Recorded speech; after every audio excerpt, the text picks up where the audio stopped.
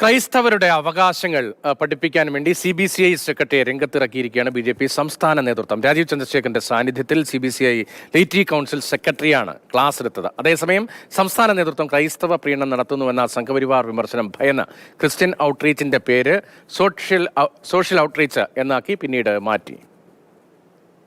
വേണമെങ്കിൽ ഞാനും അവിടെ പോയി ഇരുന്ന് അവർക്ക് വേണ്ട സഹായവും വേണ്ട സപ്പോർട്ടും ഞങ്ങൾ കൊടുക്കും. ഇവർക്ക് ഞങ്ങൾ നീതി നൽകിയിട്ട് മാത്രമേ അവിടുന്ന് ഞങ്ങൾ മടങ്ങി വരുള്ളൂ. ഛത്തീസ്ഗഡിലെ കന്യാസ്ത്രീകളുടെ ജയിൽ മോചനത്തിനായി സംസ്ഥാന BJP നേതൃത്വം അമിത താല്പര്യം പ്രകടിപ്പിച്ചെന്നായിരുന്നു സംഘപരിവാർ സംഘടനകളുടെ വിമർശനം.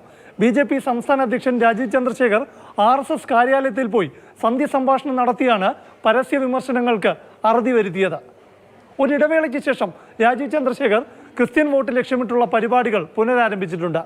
ക്രൈസ്തവ വോട്ട് ലക്ഷ്യമിട്ടുള്ള ക്രിസ്ത്യൻ ഔട്ട്റീച്ചിന്റെ ഭാഗമായി BJP കോട്ടയത്ത് നടത്തിയ ശില്പശാലയിൽ ഒരു പടി കൂടി കടന്നു.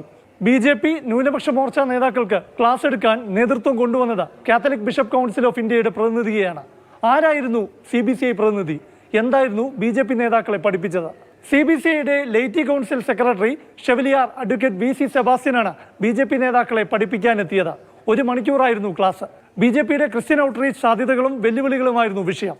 ക്രൈസ്തവരുടെ അവകാശങ്ങളെക്കുറിച്ചും ഭരണഘടന നൽകുന്ന മതസ്വാതന്ത്ര്യത്തെക്കുറിച്ചും CBCI BJP ന്യൂനപക്ഷ മോർച്ച നേതാക്കളെ പഠിപ്പിച്ചു.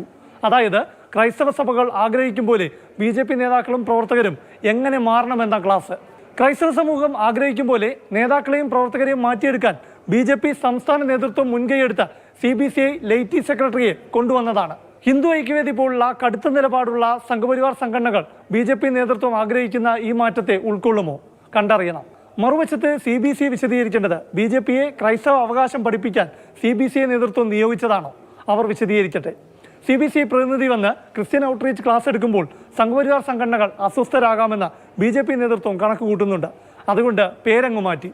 ക്രൈസ്തവ സമൂഹത്തിലേക്ക് ഇറങ്ങിച്ചെന്ന് അവരുടെ വോട്ട് നേടിയാലേ കേരളത്തിൽ ജയിക്കാനാകൂ എന്ന യാഥാർത്ഥ്യബോധത്തിലാണ് BJP. അതിനാണ് ക്രിസ്ത്യൻ ഔട്ട്റീച്ച് നടപ്പാക്കാൻ സർക്കുലർ ഇറക്കി പ്രവർത്തനങ്ങൾ നടത്താൻ മുന്നോട്ട് പോകുന്നത്. BJPയുടെ അടിസ്ഥാന വോട്ടുകളായ സംഘപരിവാർ അനുകൂല ഹിന്ദു വോട്ടർമാരെ പിണക്കാതിരിക്കാനും ഒളിച്ചുകളിയാണ്. ക്രിസ്ത്യൻ ഔട്ട്റീച്ച് ശില്പശാലയുടെ പേര് രാജീവ് ചന്ദ്രശേഖർ സോഷ്യൽ മീഡിയയിൽ സോഷ്യൽ ഔട്ട്റീച്ച് എന്നാക്കി. ക്രിസ്ത്യൻ എന്ന വാക്ക് തന്നെ ഒഴിവാക്കി. എന്നാൽ ന്യൂനപക്ഷ മോർച്ച സംസ്ഥാന അധ്യക്ഷൻ സുമിത് ജോർജ് ഇതേ ശില്പശാലയെ വിശേഷിപ്പിച്ചത് സോഷ്യൽ ക്രിസ്ത്യൻ ഔട്ട്റീച്ച് എന്നാണ്. അപ്പോൾ ഏതാണ് സത്യം? സംഭവം ക്രിസ്ത്യൻ വോട്ട് കിട്ടാനുള്ള പരിപാടി തന്നെയാണ്. പക്ഷേ ക്രിസ്ത്യൻ വോട്ട് കിട്ടുകയും വേണം, കയ്യിലുള്ള ഹിന്ദു വോട്ട് ചോരാനും പാടില്ല. അതുതന്നെയാണ് കാരണം. പ്രശാന്ത് കൃഷ്ണ, മാതൃഭൂമി ന്യൂസ്, തിരുവനന്തപുരം.